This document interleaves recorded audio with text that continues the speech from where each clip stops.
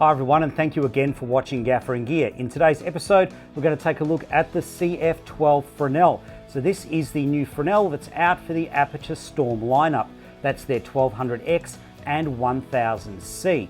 This has a flood spot range from 45 degrees down to 15 degrees. You've got the options of a skid if you want to store it completely assembled in your vehicle, and you've got the option of 8-leaf barn doors. Now the 8-leaf barn doors can also take a scrim.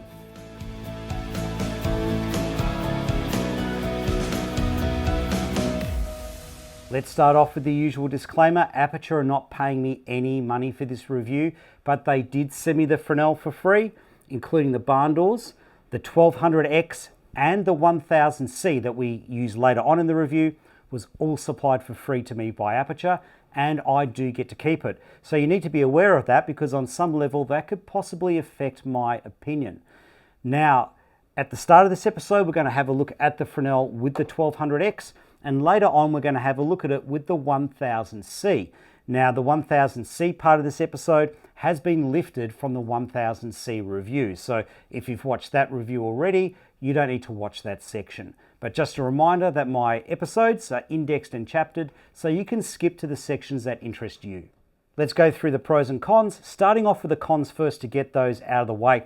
And the biggest negative for me with this is it's very front heavy. It's an accessory that goes onto the front of the light. It's not a purpose-built Fresnel, so you've got the weight forwards. And also the way that the stirrup is designed on the 1200X, the stand is here. The center of gravity on the stand is all the way back here. Now, in terms of where this has been an embarrassment for me, is we've had the light set up, or someone else has set the light up. I go to spot it up, and we've got it sort of set up. The person who set it up has done that, and it's pretty stable. And as soon as you start spotting, well, it just takes a nosedive. So what you need to do is just be aware of that, and just make sure that once you put it into position, you give it that little extra squeeze, and then it won't move.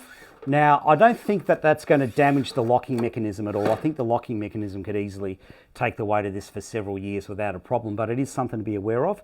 Now, the next thing that concerns me, particularly when you've got it in spot like this, is how far forward this is from the stand position.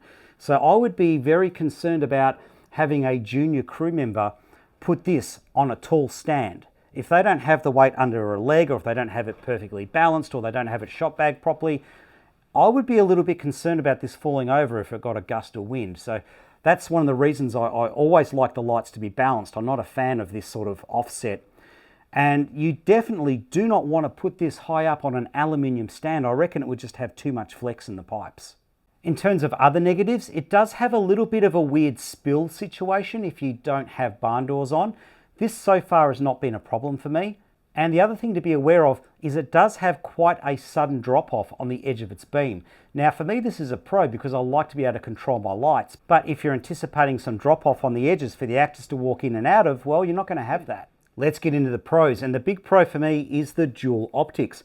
So the dual optics don't give you amazing optical qualities. It's not dramatically better than anyone else's Fresnel, for example, but it does enable this to be very compact and at the same time quite powerful.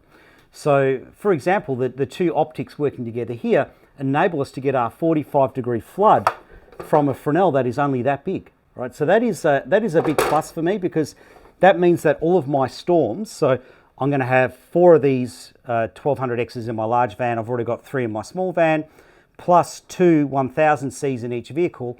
All of them can have a Fresnel, because the Fresnel is so tiny.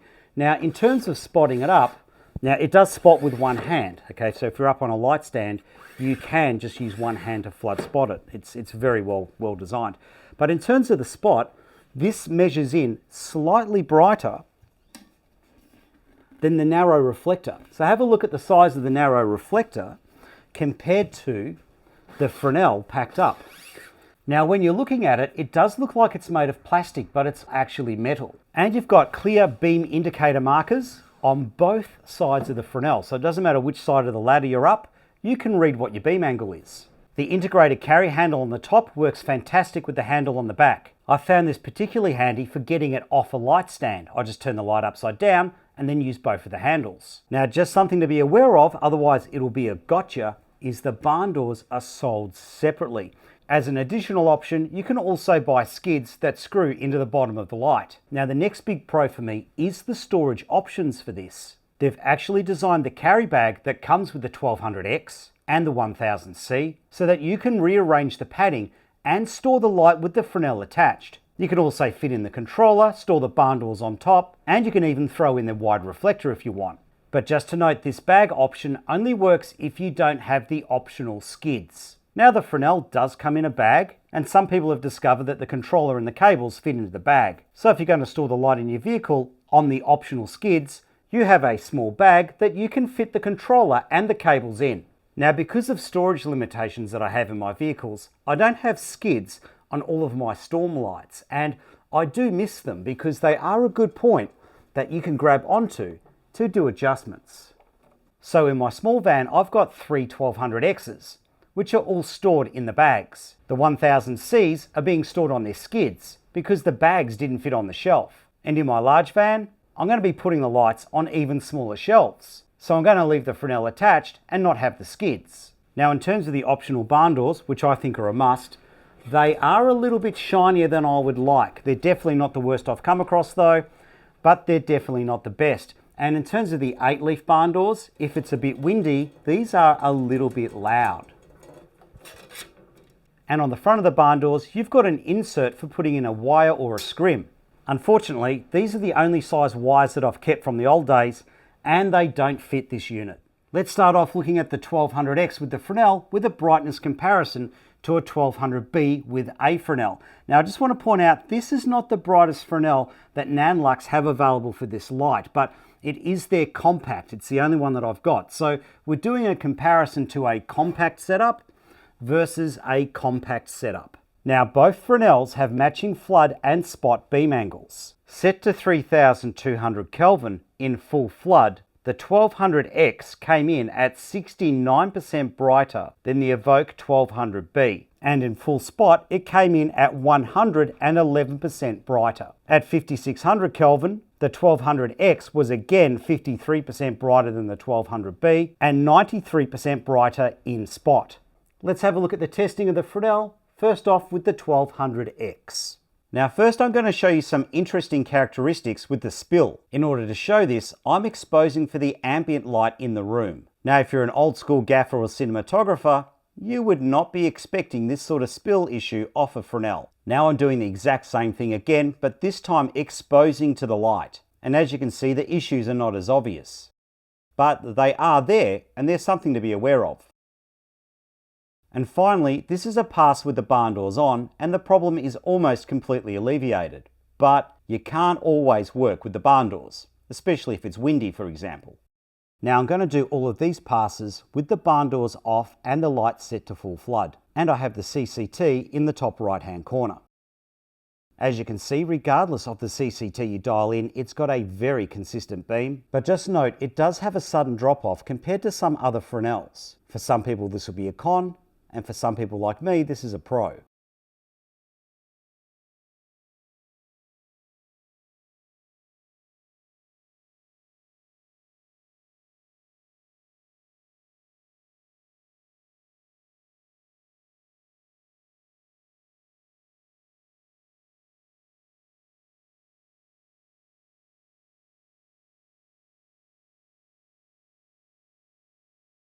Now let's take a look at the barn door cuts, and it cuts as good as I would expect from a Fresnel of this size.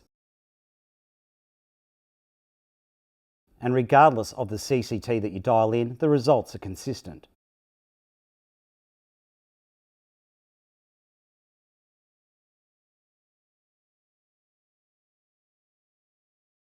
Now there is a little bit of bounce off the barn doors. So this time I'm going to expose to the ambient light in the room so you can see just how much bounce there is. It's pretty typical of most barn doors that I've come across. Now let's have a look at spotting the light up. This has a very clean beam edge. Not quite, but similar to that of a dado light. Again, you might see this as a plus or a negative. Now there is a little bit of spill light there, but unless you're exposing to the ambient in the room, you're never going to see it.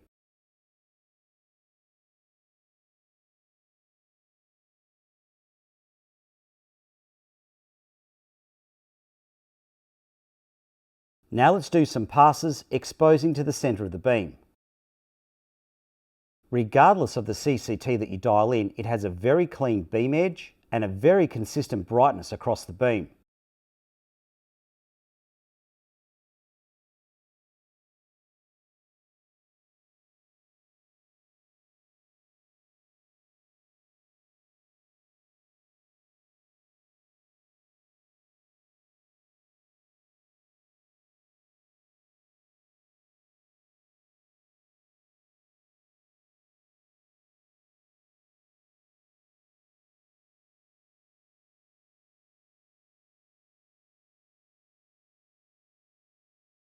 Now let's see how it performs at a distance of 6 meters away from a window, set to full flood. At 45 degrees, it has fantastic shadows and textures, regardless of the CCT that you dial in.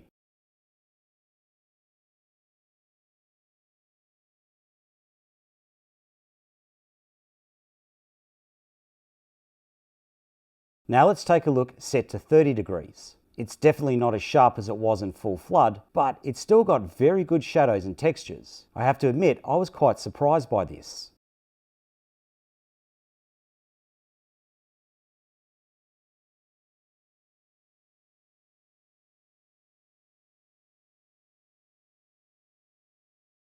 Now let's take a look at 15 degrees or full spot. We've definitely lost some of our textures here, but we've still got okay shadows, and I think this is still a very usable tool.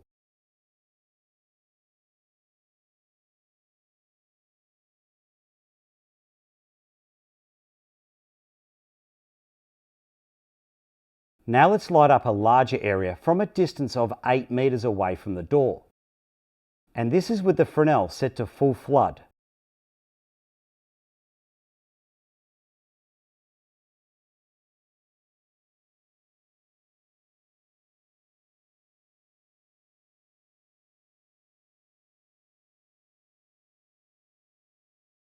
Now let's have a look at a 30-degree beam. So this is halfway between flood and spot.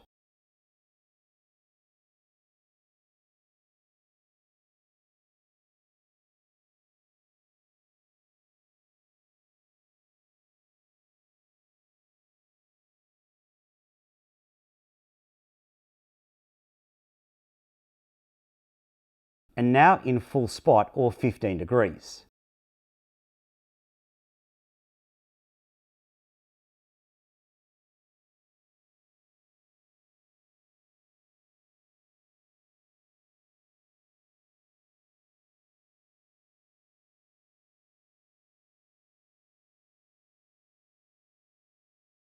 Now let's light up a larger area, and I've got the barn doors off so you can see the spill.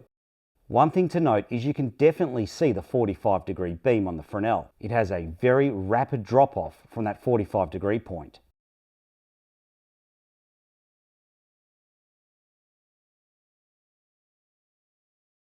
Now let's have a look with the barn doors tucked in, but without affecting the beam angle.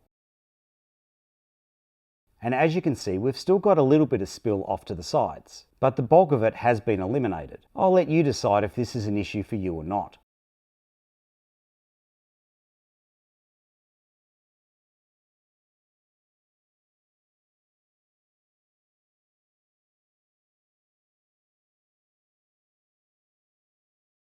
Now let's have a look at full spot.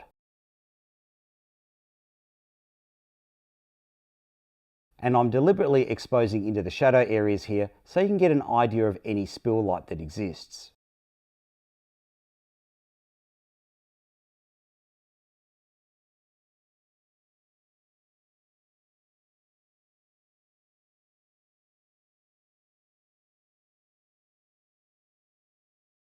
Now let's have a look at the barn door cuts, and this does a really good job.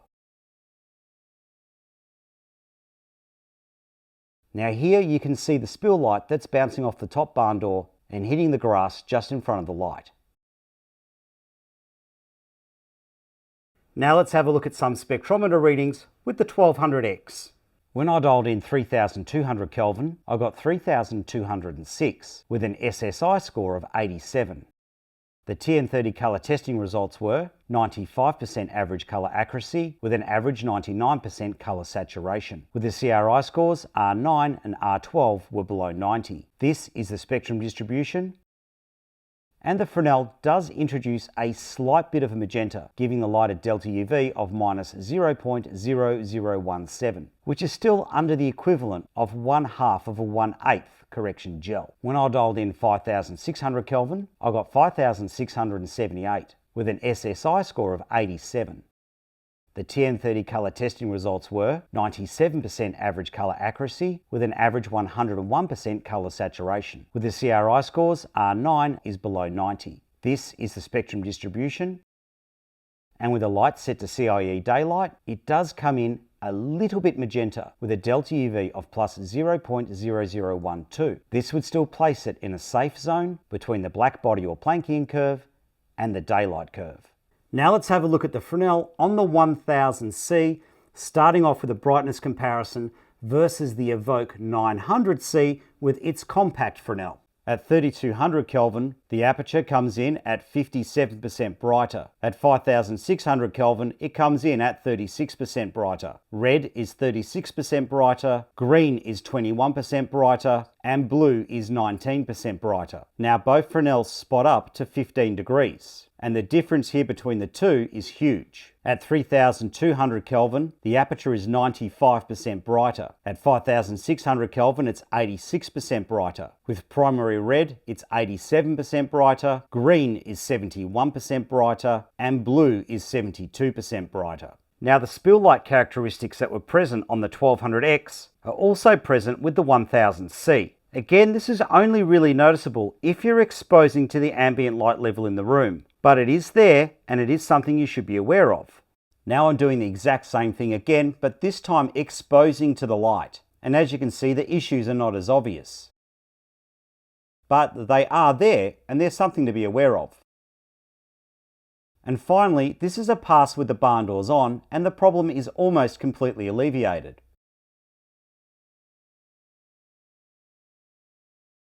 Let's get on with testing, starting with flood first. And this has a very even distribution of light and colour from edge to edge. And the shadows are very consistent like they would be on a good Fresnel.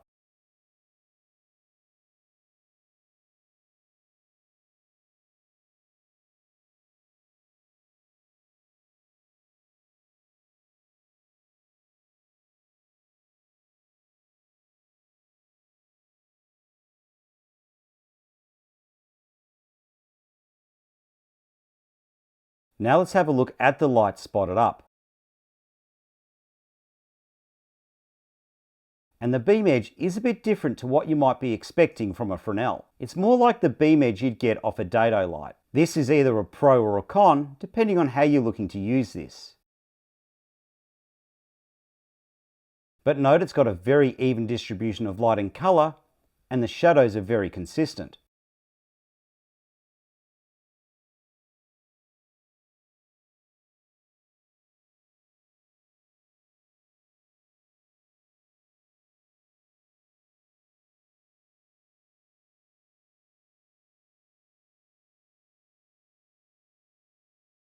When it comes to barn door cuts, it does what I expect it to do.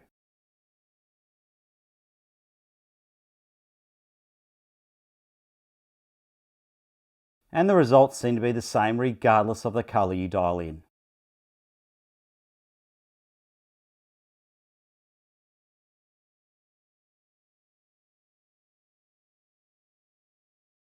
At a distance of 3 meters, it has that sort of classical double shadowing that I would expect from a Fresnel this size. Through a window at a distance of 6 meters, it has the shadow qualities that I would expect from a good quality Fresnel.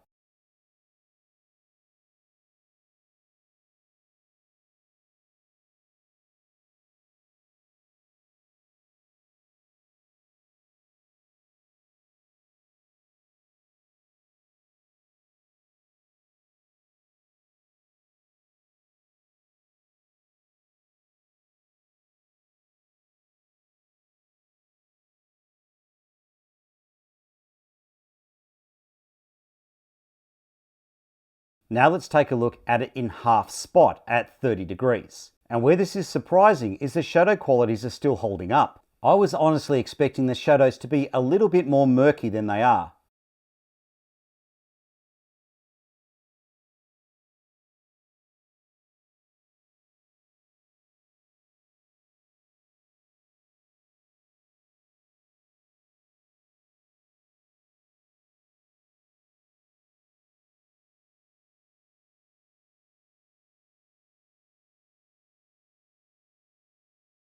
Now at full spot, the shadows are not as sharp as they once were, but again, I really am surprised at the quality of the shadows. This is still usable if you need to make that compromise to get firepower.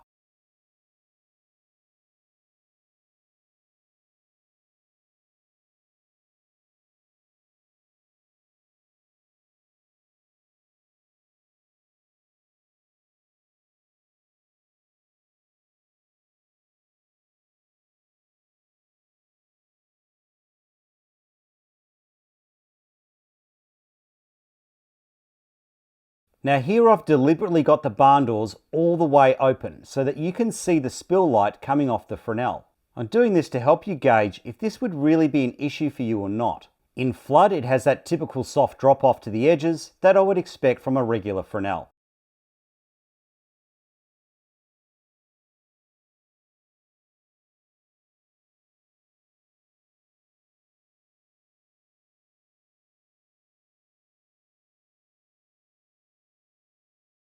Now let's put this unit into full spot, and this is where things get really different. This has really clean beam edges. Some of you will see this as a pro, and for others, this will not be what your cinematographer is expecting from a Fresnel in full spot. Me personally, I'm a fan of it.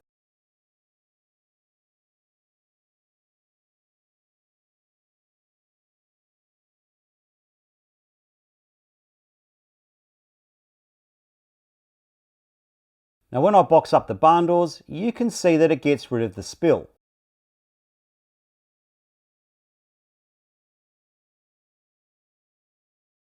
However, the barn doors seem to have a little bit more sheen than I would like, which results in the spill light at the base of the stand. This is typical of a lot of Fresnels. Now let's take a look at some spectrometer information for this modifier.